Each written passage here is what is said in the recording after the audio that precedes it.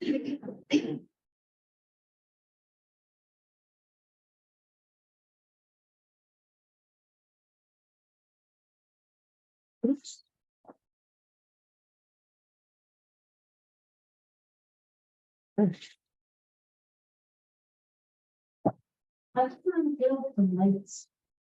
We were thinking this was where they would be. Is this enough contrast for all of you? Okay. Great. Well, welcome. Good evening, folks. My name is Kendrick Fowler. I'm the Entomology Lab Manager at the Hawthorne Valley Farmscape Ecology program, and I specialize in identifying wasps for our agroecology research. So tonight I'll be speaking to you about wasp diversity. Endless forms most beautiful in the title of this presentation is a famous quote from Darwin's On the Origin of Species. Wasps come in a far greater variety of forms than most people know, and as a group are an excellent and interesting example of an adaptive radiation. I'll get started this evening by explaining what makes an insect a wasp, then give an overview of wasp diversity and ecology. I'll then briefly discuss some preliminary findings on wasps from Farmscape's insect research, and introduce you to a small selection of the wasps that we've encountered in the course of our work. At the end, there will be time to ask questions and have them answered. And I forgot to run through the bullets, sorry. So to start off, what is a wasp? Does anyone here know? Or anyone on Zoom? Josie shouted out if folks put it in the chat. Or if you don't know what a wasp is, what comes to mind for you when I say the word wasp? A beautiful nest. Beautiful nests? Or paper wasp, I guess. Beautiful nests of the paper wasps, okay. Anyone else? Very stimulating to get stung. For sure, very stimulating to get stung for the folks on Zoom. Someone said a thin waist. Someone said a thin waist. I heard pollinator. A thin waist. Yeah. Okay. We'll get to that in a little while. Yeah, these are all great answers. For most people, the word wasp brings to mind yellow jackets, paper wasps, and hornets. The large, often brightly colored bird wasps that might build nests around your home, like the paper wasps you mentioned, or that might bother you at picnics. Might bother you at picnics? Okay. Yes. These wasps are social. Like bees, ants, or termites, they build communal nests and work together to raise their young. They're impressive and interesting, but what most people don't know is that they represent only a tiny fraction of the world's wasp diversity. We'll discuss that more in a few minutes. Wasps are a group of insects that belong to the order Hymenoptera, which also includes some other insects you all are probably familiar with, the ants, bees, and sawflies. The name Hymenoptera probably comes from the Greek root words hymen and pteron, which mean membrane and wing, making Hymenoptera the membrane-winged insects. That's an apt name. Like many insects, the wings of Hymenoptera are transparent and gossamer or membrane-like. However, it's also been hypothesized that the name could come from Hymen, the Greek god of marriage. Like most insects, Hymenopterans have 2 pairs of wings, for 4 wings in total. But the Hymenoptera are unique in that the hind wings have tiny hooks called hamuli that connect the hind wings to the front wings in flight so that the 2 pairs of wings effectively function as one. The wings are married in flight.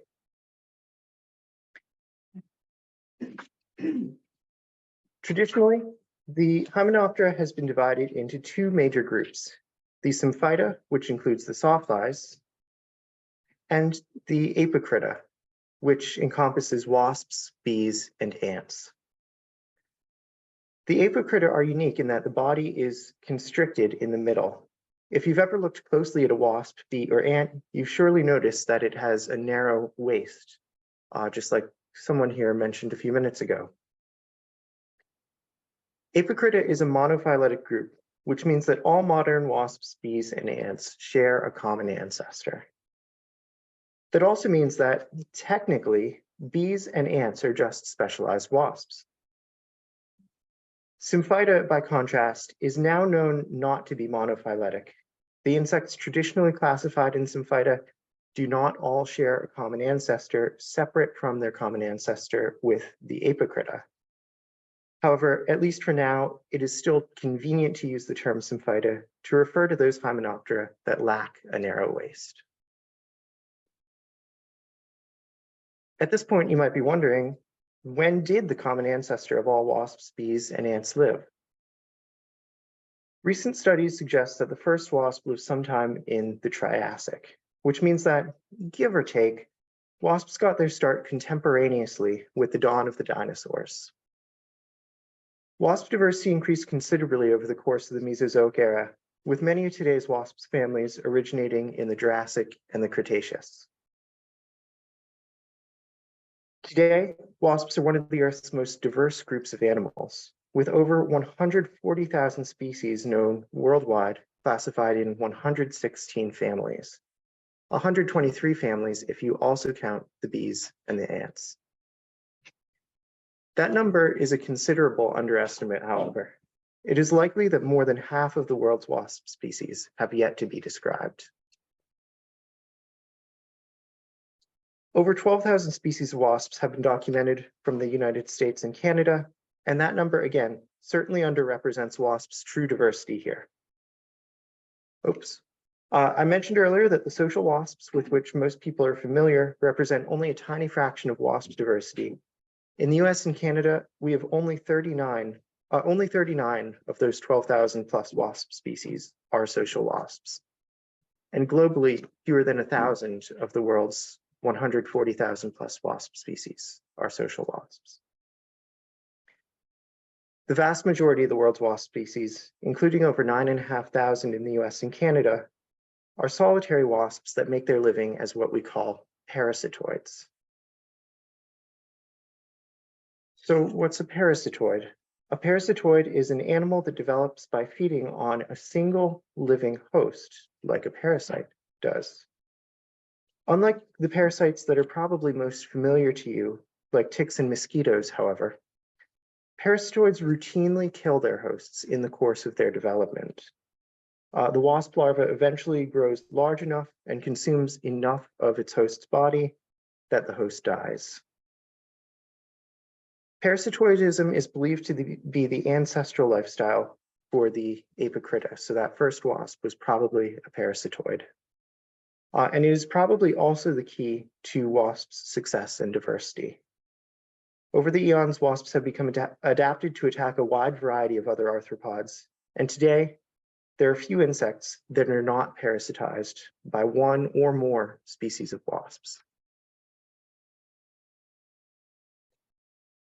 Of course, if about 9,500 out of 12,000 or more North American wasp species are parasitoids, there are also a considerable number that live other lifestyles. Many of the remainder are what we call predatory wasps. These have a very similar lifestyle to the parasitoids, but there's a key difference.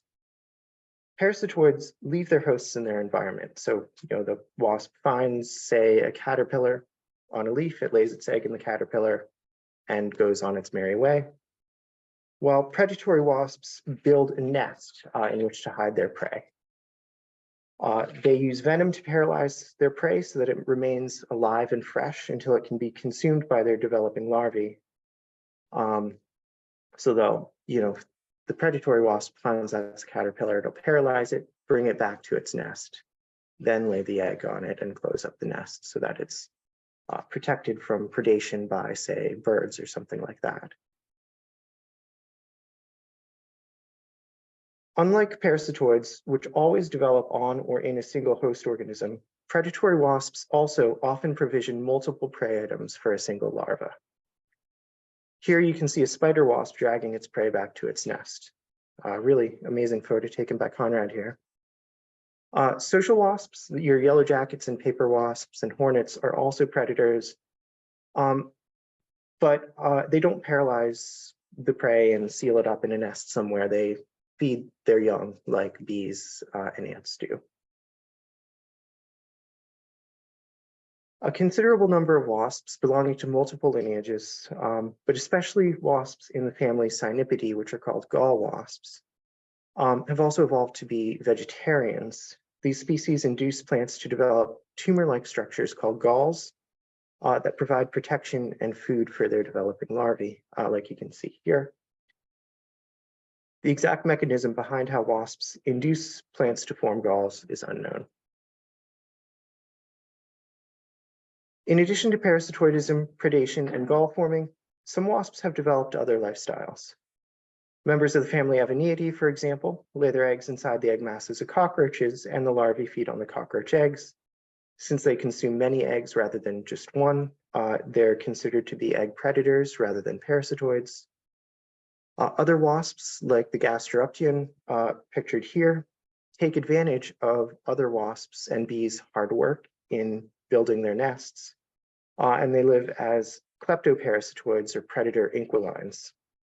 They'll lay their egg inside the nest of another wasp or of a bee, and the larva of one of these wasps will kill the larvae of the wasp that built the nest or eat the egg of that wasp, and then it'll eat the food that the nest builder had provisioned for its young.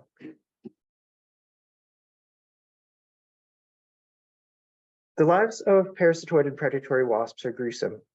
Indeed, Darwin regarded parasitoid wasps as evidence against the existence of a beneficent and omnipotent God. But like other carnivores, wasps play important roles in creating balanced ecosystems and controlling pest insects. This makes wasps beneficial insects for humans, and is the reason why we're interested in studying them at the Farmscape Ecology program. When an organism, such as a wasp, is used to control the populations of a pest organism, that's called biological control, or biocontrol for short. And wasps are the focus of a considerable amount of biocontrol research.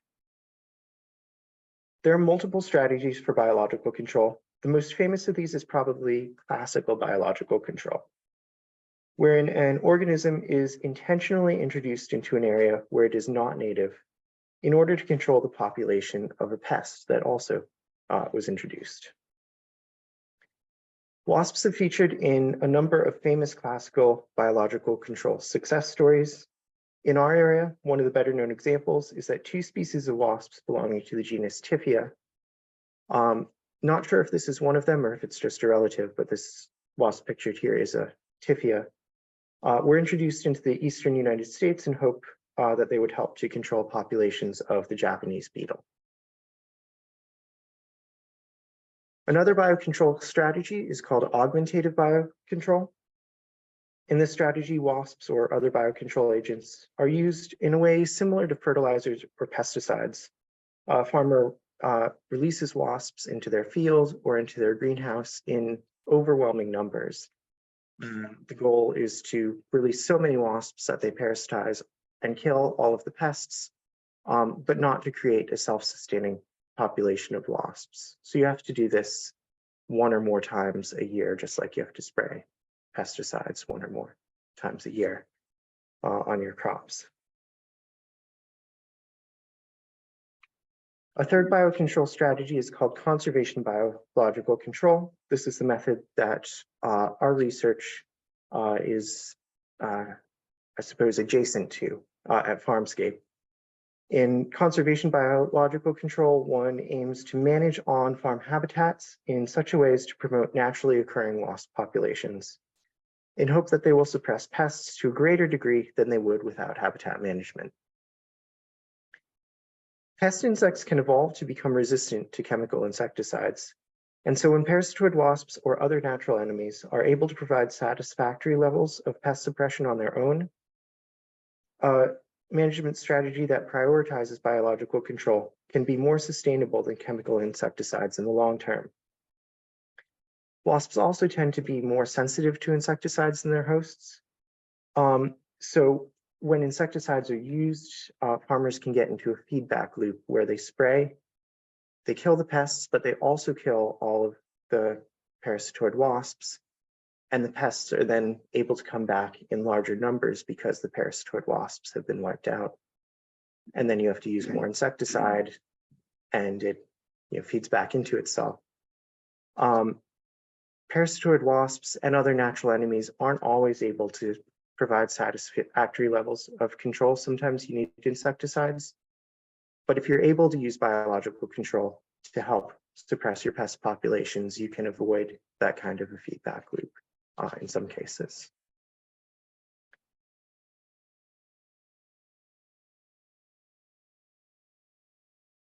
I really like this group of wasps, as an aside. While the pest control that wasps provide is invaluable, there are some wasps that might themselves be regarded as pests, or whose impact on farmers is difficult to assess because they sometimes or always attack beneficial insects. For example, this wasp you see here, a species in the genus Trisulcus, is guarding the eggs of a spine soldier bug, which is a predatory stink bug that's generally considered to be a beneficial insect. Now, this wasp and its relatives will also parasitize pest stink bugs. So is it providing a benefit by attacking the pests, or a harm by attacking the beneficial insects? Does it cancel itself out? It's hard to say. But certainly, wasps are incredibly diverse, and they do attack all kinds of insects, not just pests. And our control bar appears to have come back. These are stink bug eggs, yes. Bugs that we don't like, right?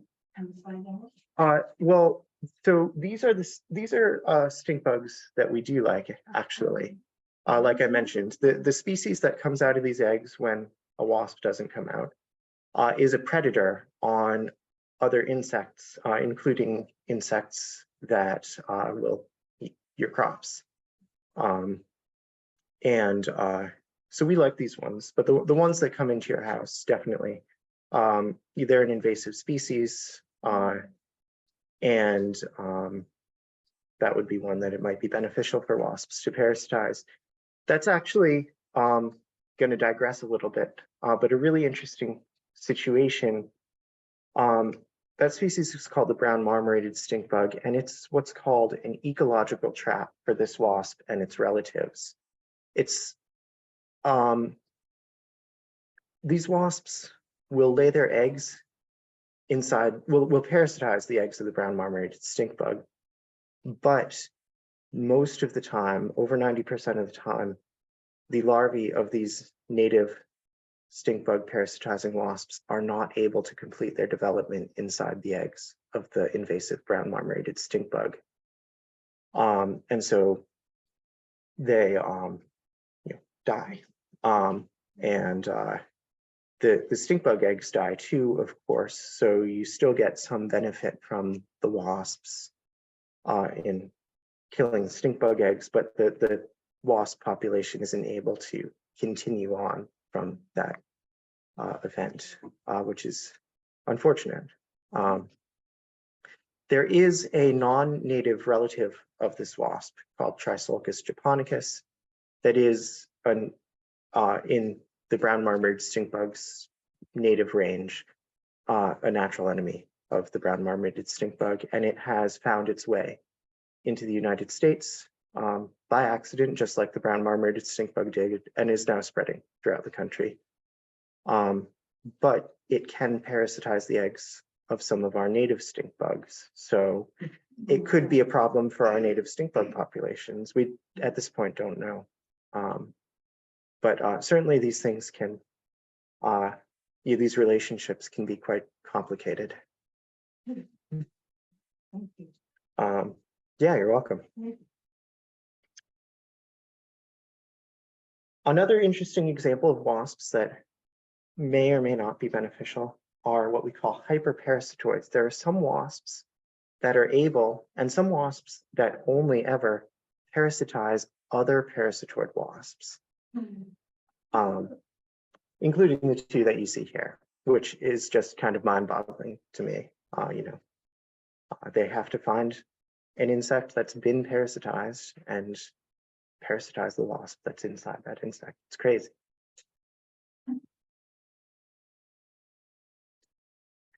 So, let's see, where was I?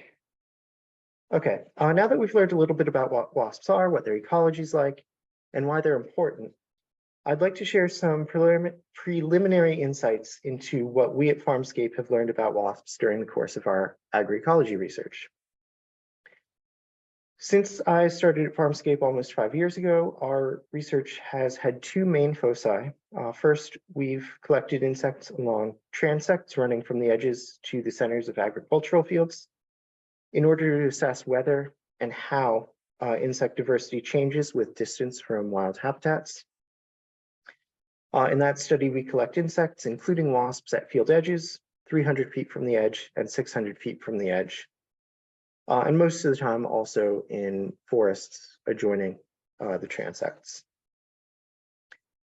We also have been running a native meadow planting experiment to examine the effects of native vegetation plantings on insect populations. So we've created plots planted with mix that primarily consists of plants that primarily consist of native wildflowers, plots with a seed mix consisting mostly of native grasses, and plots that we left fallow as a control. And we've got 3 replicates for both of these studies, and we've been collecting insects from these plots and from these transects, and have started to look into what kinds of wasps we've caught. So far, there are a lot of wasps I have yet to catalog and identify, but so far we have found over 375 wasp species in these studies. Oh, and I forgot to mention these are both being conducted at the Hudson Valley Farm Hub, a large nonprofit farm about an hour south of here. So far, 375 species, 50 families, and I lost my place again. Those numbers will undoubtedly continue to increase, at least for the foreseeable future. I have no idea what the final numbers will turn out to be. If we ever manage to catalog all of our wasps, I wouldn't be surprised if it's over 550 species. And then there's more than that if you look at a larger area, more than that in the Hudson Valley. We found species at Hawthorne Valley here, for example, that we don't find at the hub, or at least haven't found at the hub yet. It would be more than that if you looked at all of New York State or all of New England. So again, really an incredible amount of diversity in these insects. Excitingly, we've also, among those 375 plus species, found representatives of species that are considered to be very rare, species that have not previously been found in New York State, and even some species that have never been described by scientists. Here's an example of one of those exciting species. Epimicta conzaensis was described a little under 20 years ago from a biological station in Kansas. There are very few records of these wasps anywhere, at least that I've been able to find. And as far as I've been able to determine, they haven't been found in New York State before, which is very exciting, at least to me.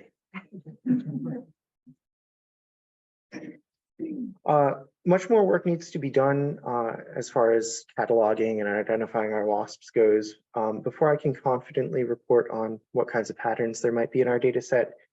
But there are some that are starting to emerge in the data that we've got so far, especially in the native meadow trial study. So I want to quick go over 2 of those patterns. First, the number of species we've detected in our control plots, the plots we left fallow, and that whatever that was going to grow there has been higher than what we found in the mixes that we intentionally planted, both in terms of the total number of species and the average number of species in these control plots. Interestingly, however, if you look closer at the data, within each of the three replicates, the control plot was not always the one with the highest species richness. While the controls have the highest average richness, each of the three treatments, if you ignore the hay treatment, has the highest richness in one of our three replicates. So that is, there's one plot in which wasp, excuse me, in which wasp richness is highest in the control, one set of three plots in which it is highest in the wildflower mix, and one in which wasp species richness is highest in the grass mix. Each of those plots has something in common, though. They are the middle plot in their respective replicate. I thought that was an interesting pattern. Here's another way of presenting the data. You can see on average, the center plots have higher richness than the edges. The total richness is a little lower. You would expect that because there are twice as many edge plots as center plots. And it's well established that the larger the area you collect any data on any kind of organism, the more species you're going to find. So twice as much area, more species makes sense. It'll be interesting to see if this pattern continues to hold as we continue to generate more data about the wasps that we've collected so far and continue our native meadow trial study for more years. The data used to generate this is a few years old now, so it's possible the pattern has changed or didn't appear. I haven't processed any of last year's wasps yet. It could be that 2022 was completely different, but this is what we found so far. Another pattern that we've observed in our data set pertains to one particular species of wasp. This one you can see here, Pseudomatagia schwarzii. This wasp species has become dramatically more common over the past several years. Pseudomatagia schwarzii belongs to a family of wasps called the Eucharididae, which have a really, really strange lifestyle. They're specialized parasitoids of ants. Now, most parasitoid wasps lay their eggs inside or on the bodies of their hosts, but eucharidid wasps don't do that. They lay them on vegetation near ant nests, and the first instar larva, the first stage of the larva before it sheds its skin for the first time, is free living. It doesn't live inside the host. These larvae wait for an ant worker to come along, and when it does, they hitch a ride on it into the ant nest, then find an ant larva to parasitize. So really kind of a convoluted process to get to their hosts. Pseudomatagia schwarzii in particular is a parasitoid of the ant Lasius neoniger, which is one of the commonest ants we find at the farm hub. It's one of the commonest ants on farms in our area in general. And we've noticed that ant numbers have increased dramatically in our native meadow plantings over time. So presumably the similar increase we've seen in the numbers of Pseudomatagia schwarzii is related to that growth in the numbers of ants we found in the native meadow test plots.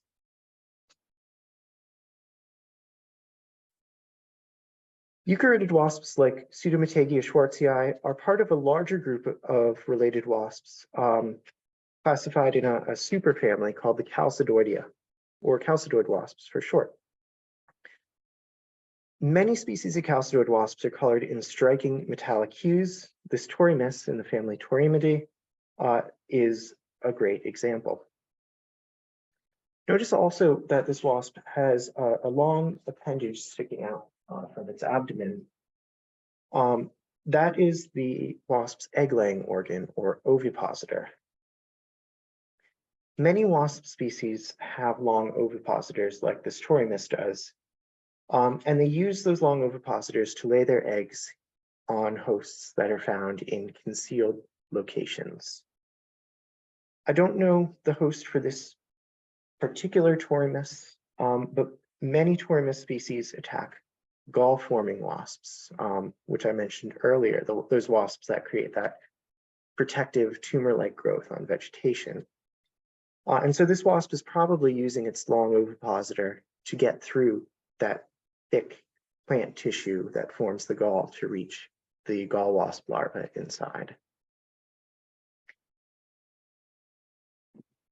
Instead of a long ovipositor, there are some wasps that have developed an elongate abdomen, or an abdomen that can expand and contract or telescope for the same purpose, like this Scorpiotelea. And that kind of adaptation is probably taken to its most, I guess, bizarre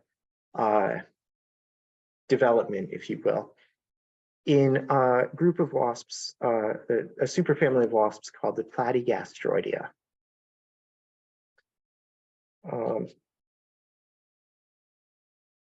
And I lost my spot again. Just a moment, sorry.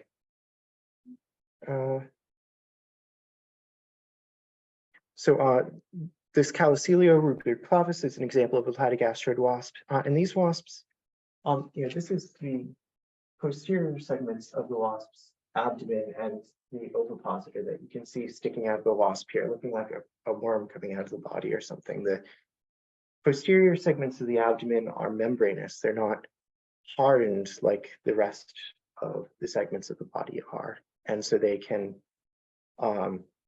their ovipositor telescopes and can be very long, but normally it's retracted inside their body. Some of these wasps have such long ovipositors that they've developed, again, because it's retracted inside the body, they need space for it, and they've developed elaborate structures to keep their ovipositor, like the inostem you can see here. This horn-like structure is for the ovipositor to fit into. It starts somewhere in the abdomen here, loops up and around and through the ovipositor and back out, and then it can extrude, when it wants to lay an egg, it can extrude that all the way out, just like the Calocelio. Really wild, at least to me. A lot of platygastroid wasps, not inostemma, but the Calocelio and this wasp here, Bias, are parasitoids of insect eggs. So a lot of them are very small also. This Bias, is so far the smallest wasp that we've found. This wasp in real life is half the size of a poppy seed.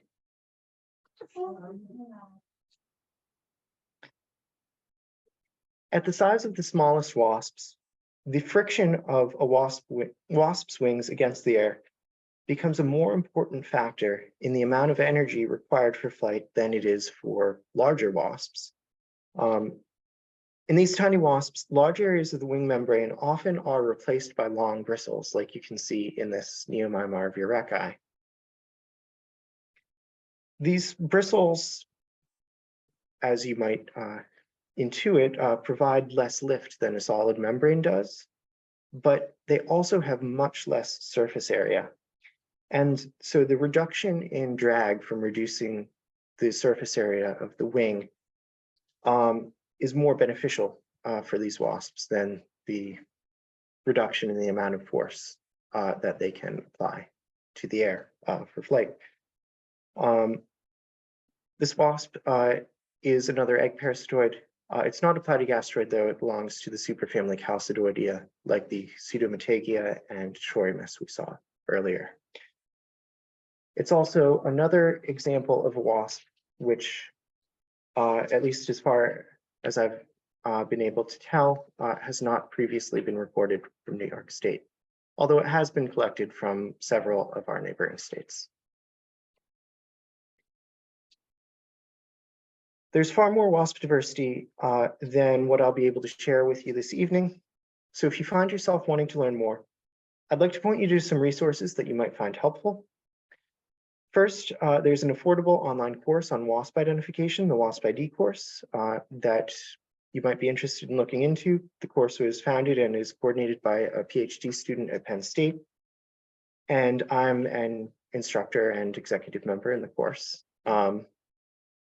We just finished our 2023 session in January, but sometime in the near future, we're expecting to begin planning a 2024 session. And we also have released our course textbook called Biodiversity and Classification Wasps as a free PDF document for anyone. You don't have to be signed up for the course. You can Google that title and should be able to find it, or I can send you the link if you're interested.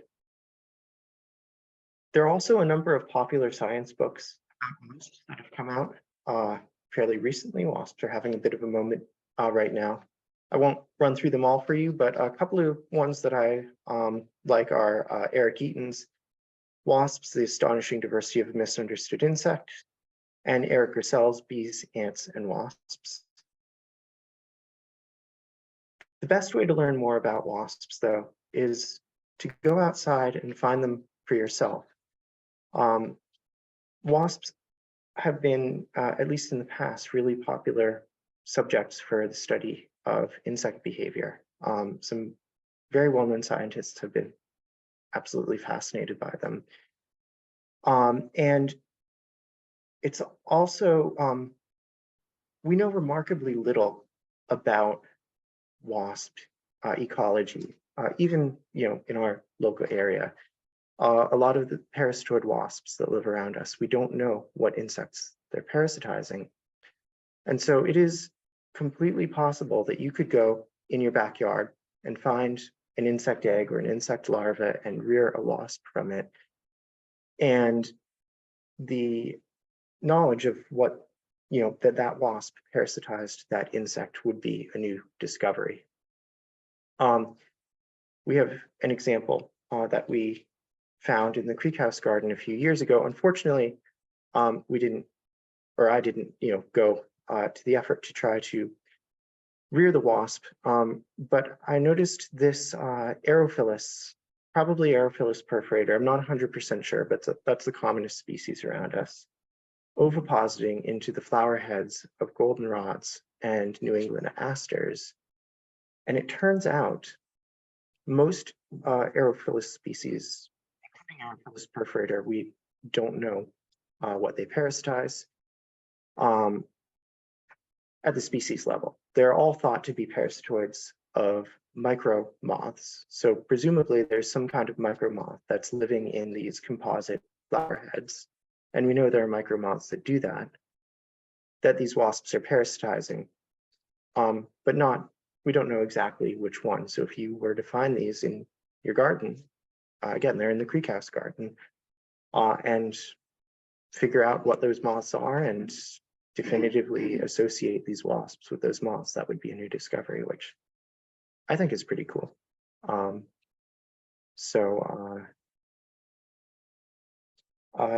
brings us to the end of my presentation. So thanks for coming out. Thanks for your interest in wasps.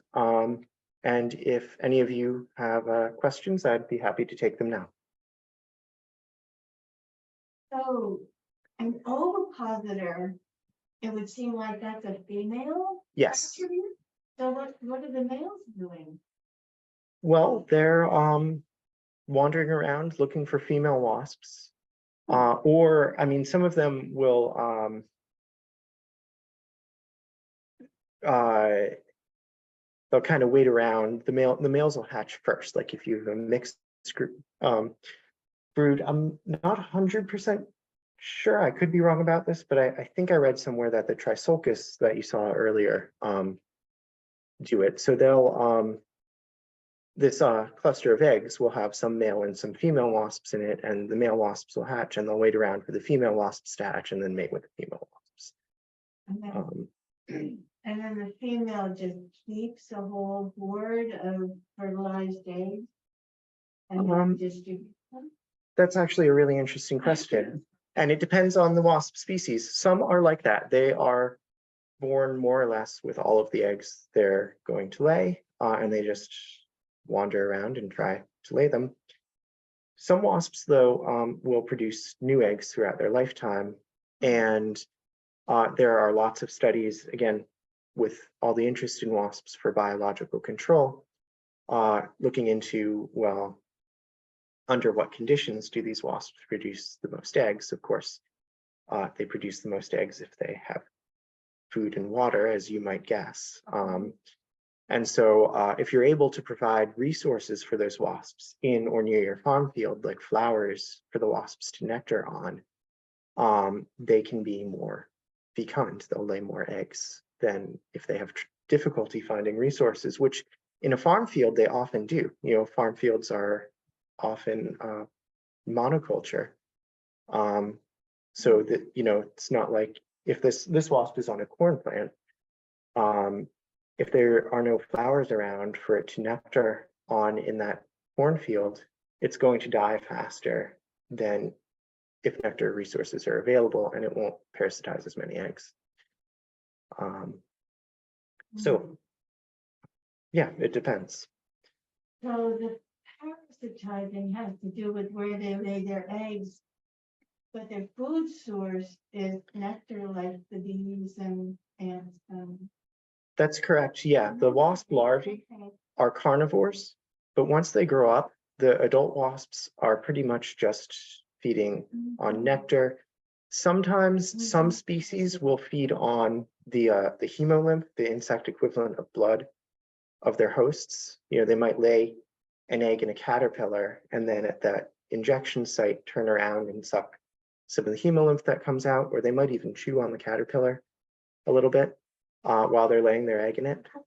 But for the most part, they're really looking for nectar or honeydew or other sources of sugar. Yeah.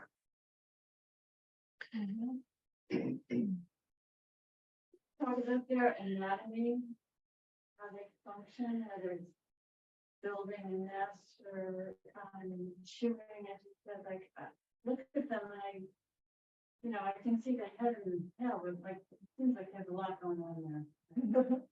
Like things coming out here and Yeah. like that extra something or other had a big bulbous thing sticking out. Yeah. You're talking about this one? No, it was earlier, much Earlier. Gastro, Gastro. much earlier. Oh, Gasteroptia. Yeah. Yeah. All right. Yeah, so here this is a really weird looking one. But this is the head, and then off the head you've got the antennae, just like any other insect. Yeah, the eyes, this wasp has fairly large eyes, so the eyes right there. And then you've got your thorax. And folks who study Hymenoptera actually call this the mesosoma instead of the thorax, because the first segment of the abdomen is fused with the thorax here. So your first segment of the abdomen is actually right here. So instead of calling this thorax and abdomen, because technically this is the first segment of the abdomen, we call this mesosoma and metasoma, middle body, and I guess not quite sure what meta would translate to, but the end of the body or something like that. So this area is where all of the appendages are attached. Your legs are attached to the thorax or the mesosoma. Your wings are attached there. It's usually very muscular. That's, to power the wings to fly. And then you've got your very narrow wasp waist. Is that first segment of the metasoma, and the digestive organs and the ovipositor and stuff are in here. And then you've got your ovipositor sticking off the end there on this wasp. Let's see here. I was thinking it would be a little clearer. I feel like you can see the parts on this wasp fairly well. So again, we've got our head here, this nice red eye, antennae. Here's the mouth. Then you've got your mesosoma here. So again, the wings and the legs come off of that. And then you've got your metasoma with the ovipositor at the end. And with the sting coming off the head. This? Yeah. Those are the antennae. Oh, So insects, all insects have. Together. On this wasp, yeah, the angle I shot this image from, they overlap. So it's like straight on from the side. So it looks like there's only one, but there's actually two there. This actually, the apical segments of the antennae fell off. So this is a little bit of connective tissue there is what that white spot is on the antenna in front. Yeah, the antennae are sensory organisms that all insects have on their head, or organs, or. There was one image that looked like it had a stinger on it. It was short and sharp. I don't know where is the stinger on the wasp that stings us? Yeah, so wasps, stinging wasps stingers are modified ovipositors. So it's very short and robust. So the thinking is that the original wasp was a parasitoid, and many wasps still are today. The ovipositors of parasitoid wasps can be very long like this. They can be very short and stout, like some of the stinging wasps. A lot of these wasps have some kind of venom that they might use to help, for example, subdue the immune systems of their hosts. In fact, some of them are really wild. Some wasps in the families Ichneumonidae and Braconidae have developed a mutualism with viruses. They inject viruses into their host to suppress the host immune system. And then I guess the viruses, get in the larva somehow as it grows and takes them with them through its life to the next host. So in solitary hunting wasps or predatory wasps like the spider wasp here, the ovipositor is very short and robust, and their venom has developed into this substance that can paralyze the prey, but it leaves the prey alive so that, again, the unfortunate victim of the wasp stays fresh for the larva until the larva is able to consume it. Then that has further developed into a defensive weapon in the social wasps. The venom, probably it would hurt a lot to get stung by one of these guys, but the venom in the social wasps is, at least if I understand correctly, I may misunderstand, but causes pain. It's not just a tool to help them hunt, basically. It's a tool to help them defend their nest against things that might want to eat their nutritious, vulnerable larvae. But they're still able to lay their eggs through their modified ovipositor. So I'm not super familiar with the biology of social wasps. If I remember correctly, some of them are, and they just kind of all raise their larvae communally. Some of them, I think, I could be wrong about this, but some of them I think are like bees and ants where only the queen lays eggs. But I could be wrong about that. But yes, these wasps, at least as far as I understand, still, the sting is multifunctional. It is a sting and it is the egg-laying organ. So it's not that they have one or the other. Right. Now, these solitary wasps generally are non-aggressive. You could walk up to this spider wasp and it wouldn't care, and Conrad did when he took the photo. The social wasps are aggressive. Again, they've got this nice, nest full of nutritious larvae that they want to defend, that they're motivated to defend, but the solitary wasps aren't. I guess have less to lose. There's not this really concentrated resource that a lot of things want to go after. So certainly, I mean, they do defend their nests against things like cuckoo wasps, or the gasteruptian that might lay their, other wasps that might co-opt their nest, but against a person or something, they don't see you as a threat generally, unless you're like actively throwing rocks at them or trying to dig up the nest or something. And a lot of the parasitoid wasps just are completely harmless. They pretty much all wasps will like, at least as far as if I understand correctly, will like kind of mime like they're gonna try to sting you if you grab them or something. But this wasp is 2 or 3 millimeters long, and that long ovipositor is kind of flimsy. It can't hurt you. It looks scary blown up big on a screen, but this thing is the size of a grain of rice. That big spider wasp, yeah, if you were able to catch it and grabbed it in your hand, it would probably sting you and it would probably hurt a lot. But if you don't try to catch it, it's going to leave you alone.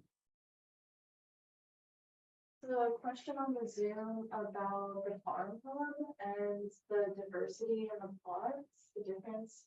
And they asked how that compares to the plant or maybe other insect diversity, if there's any correlations between other groups. Yeah, Conrad and Claudia might be able to answer that question better than me. At this point, I don't have an answer. I guess it's sort of a stay tuned. I think we found with the wasp, there seemed to perhaps be some correlation with certain kinds of flowers, some of the smaller, shallower flowers. But then but the other types of insects like bees do not seem to parallel the diversity patterns of the wasp. So there doesn't seem to be one overarching pattern. It seems to depend on the group you're talking about. Yes. Hopefully we'll know more in a few months. And that's two sets of wings, Yeah. so you can't quite make them out. Yeah, they're overlapping in this image. So we've got the forewing here that's kind of big and rounded, Yeah. and then the hind wing is narrower. It's goes out here and then comes back like that. Thanks. Yeah. And so the amuli, the little hooks are right here, and in life, they would hook down on this little slightly sclerotized area on the front wing, and it would, kind of like this, and it would act like anyway. But the wings kind of go into an unnatural position when they die. So.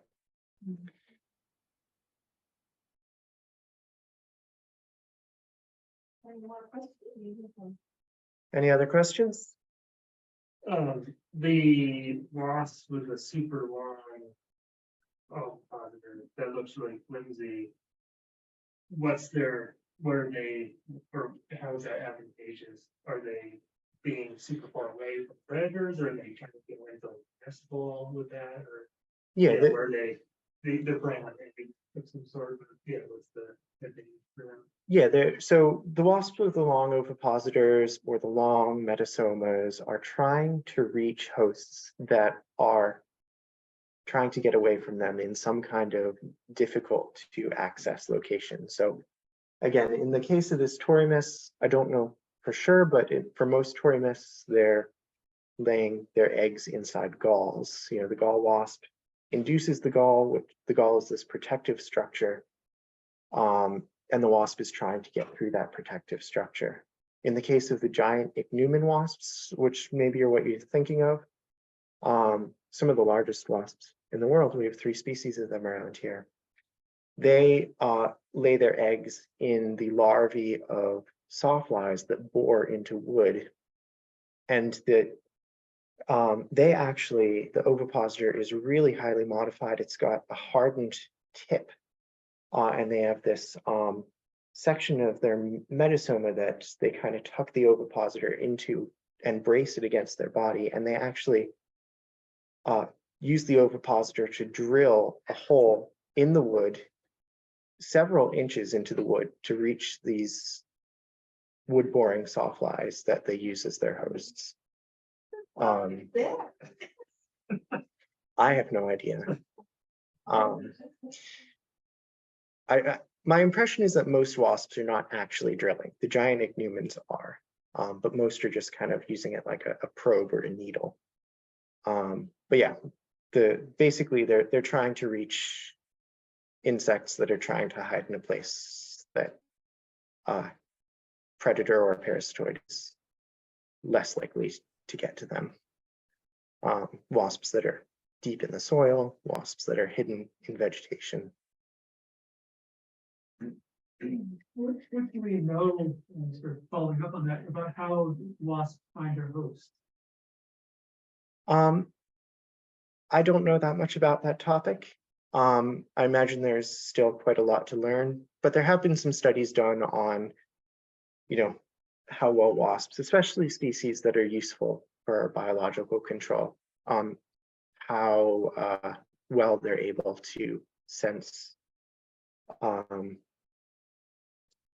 things that might indicate where their hosts are. So odors or vibrations or that kind of thing.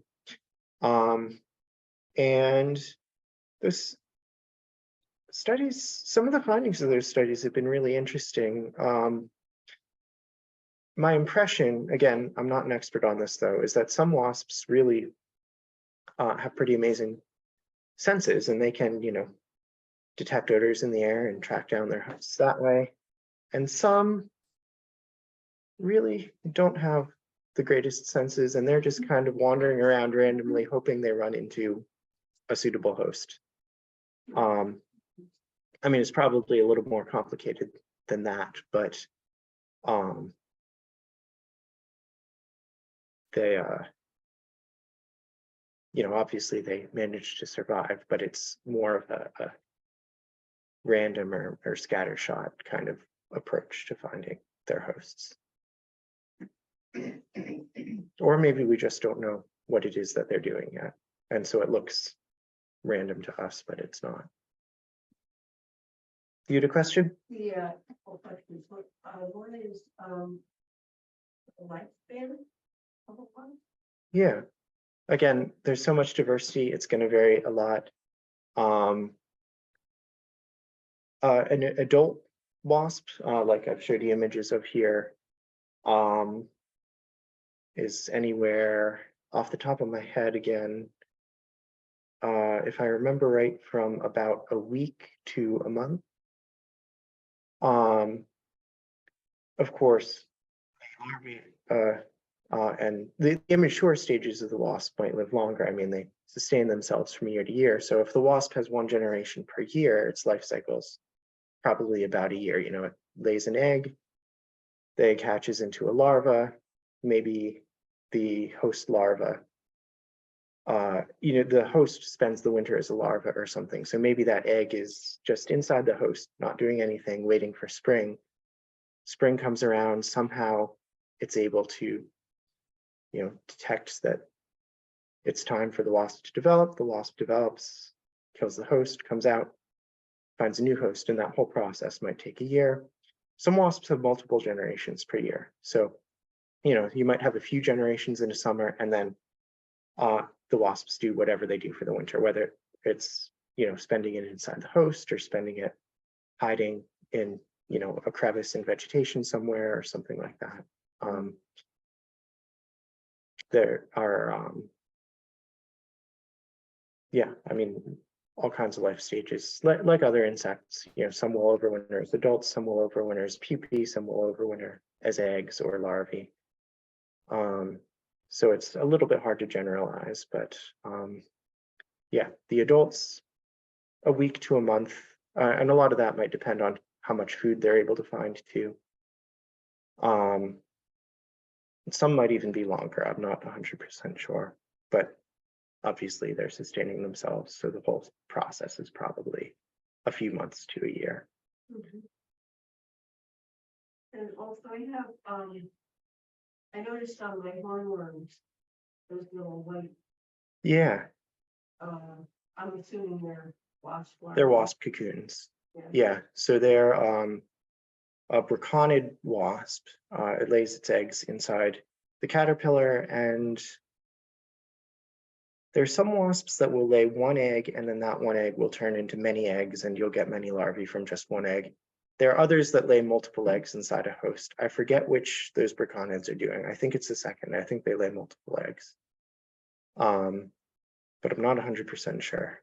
And yeah, those larvae will all together consume the insides of the caterpillar, chew their way out, spin those white cocoons that you see, and the wasp pupa, that intermediate stage between the larva and the adult, is inside that cocoon.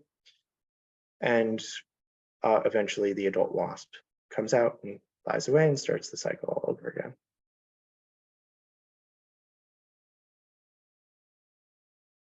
So, at the Hillsdale Market, if you walk at the park there, there's some tall flowering plants that have these knobby things. We would suspect that that's what? The goldenrod palm. I think it is maybe goldenrod. Maybe if you're seeing them on goldenrod, there are other organisms that can create galls besides wasps. Some flies do it. A lot of flies do it, actually. Some fungi, bacteria, some mites. In the goldenrod, there's a moth. Really? A moth, apparently. And so inside the larva of the develop? Yeah, the caterpillar from moth stays inside the gall. You can open it up. Evidently, you've opened it up to see what's in there. So in general, a gall you find could be a wasp, but it also could be something else. Specifically in the case of goldenrods, the common kind of ball-like galls you see on the stem are made by a fly. Yeah. And it is curious because the nature of the plant is changed in how it's growing there. That something that might be spread out and segmented seems to be all connected. Yeah. Quite a form. For sure. Yeah.